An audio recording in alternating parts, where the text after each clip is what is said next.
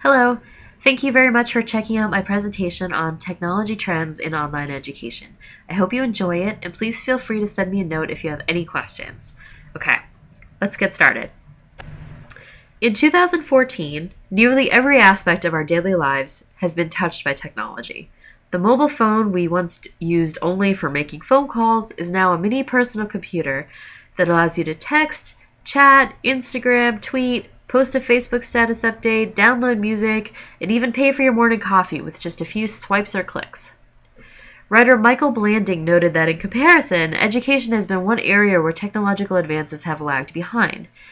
New innovations such as cloud computing, mobile apps, social media, and MOOCs are making online education more personalized and more accessible than ever before. Which is not to say that we have not already come a long way in terms of embracing technology. Distance education first took the form of correspondence courses as early as the 18th century and has evolved into the online delivery method that we are familiar with today. As you see in this chart, in 2012, 51% of students felt that online courses were an effective mode of teaching and learning. I chose to highlight the year 2012 because that year marked a watershed moment in terms of online education technology. Next, we'll move into a discussion of cloud computing, mobile apps, MOOCs, and social media as individual solutions for the classroom. First, let's talk about cloud computing. The phrase "in the cloud" has become ubiquitous. We store our music in the cloud. Our iPhone gets backed up to the cloud. It's estimated that at the K-12 education level, a quarter of their IT spending is on the cloud. Moving over to higher ed, we can see from this graph that as of 2011, 61% of institutions were still in the planning and discovery phase of moving to the cloud. In my life outside of school, I work in technology, where we refer to this stage as POC, or proof of concept. This is the longest cycle that we get stuck in, as IT departments realize what a monumental task they have in front of them to get everything safely migrated over to a new system. We can see from this graph that 6% were early adopters of the technology, so in 2011 they were already consumed with maintaining their cloud infrastructure. I'm really curious to know whether or not the 5% that were not considering a move to the cloud in 2011 still have their jobs in 2014. Okay, so what is the cloud? Cloud computing uses a network of remote servers hosted on the internet as opposed to a local server on campus. This helps to cut IT costs as well as simplify the management process. There are many benefits to moving to a cloud computing model aside from lowering costs. For one, working in the cloud allows for increased accessibility of course materials. Once it's been posted to the cloud, a student can access lectures and assignments at any time, as many times as they need, and it's always right there for them. Automated backup of the system to the cloud ensures that even if a professor's computer crashes, their course materials are not lost. In addition, the cloud provides a lot more storage space for everyone so we can save our crucial documents in our e-portfolios. Next, let's talk about mobile apps. Everyone's familiar with apps these days, whether you have an iPhone or an Android phone, or you just downloaded some kid-friendly app to a tablet to keep a little one content on a long car ride. Apps bring even more enhanced accessibility to an online course. Mobile apps allow students and faculty to never really be disconnected from the classroom, which is a good thing or a bad thing depending on your view. As BayPath students, we are all familiar with Canvas. Canvas has a mobile app available that's really impressive, and I do encourage everyone who hasn't downloaded it yet to give it a try.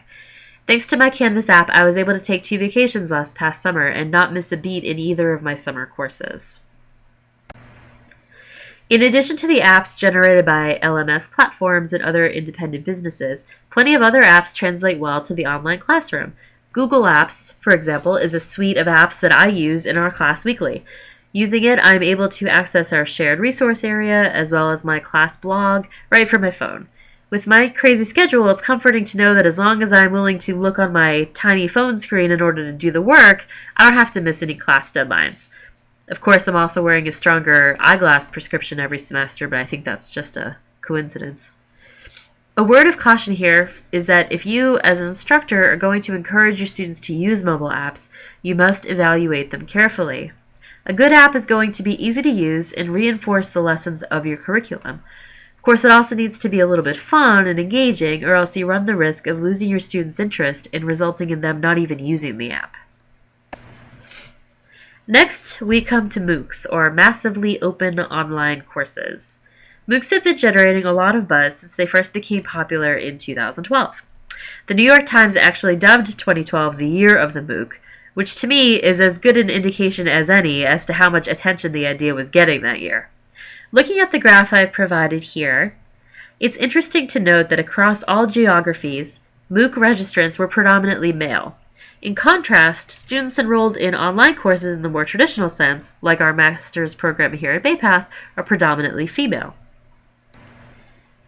You may be wondering now, what's the big deal? Distance learning is nothing new. Online courses are nothing new.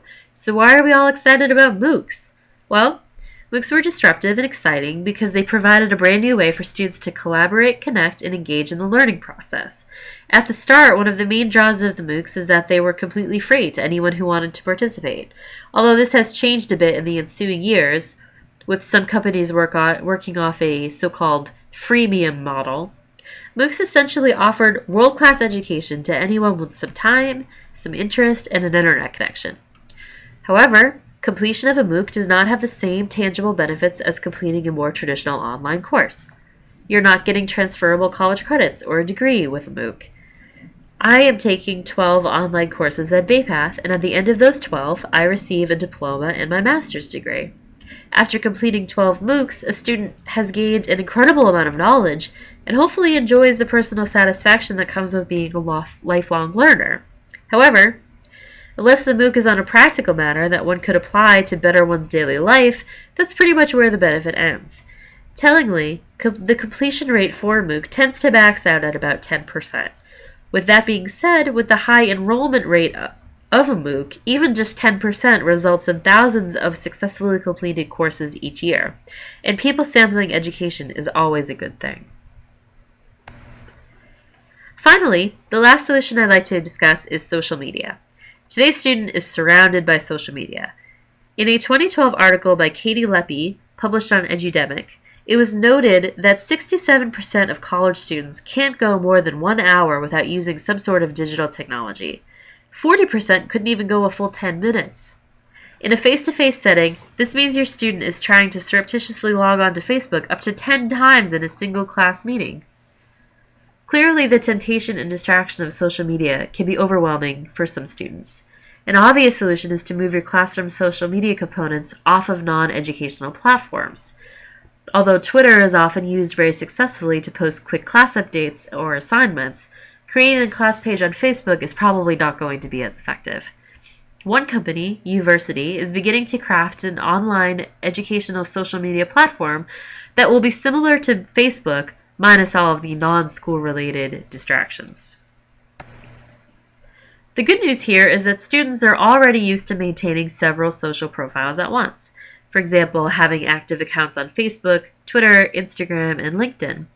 In 2012, a research team led by J. Michael Blocker conducted a study on the relationship between a student's online social presence and their relative success in the online learning environment. Blocker's team called this ease with social media a, quote, network social presence, unquote, that lends itself to success in the online classroom. Perhaps more importantly, a network social presence translates into a valuable skill in the workforce. Blocker stated, positive network social presence requires learners to analyze their current social and network context, to obtain appropriate understanding of what current social interactions are, and determine how they should engage in these social interactions. These skills become the skills one uses in the workplace to negotiate with and collaborate with colleagues and supervisors.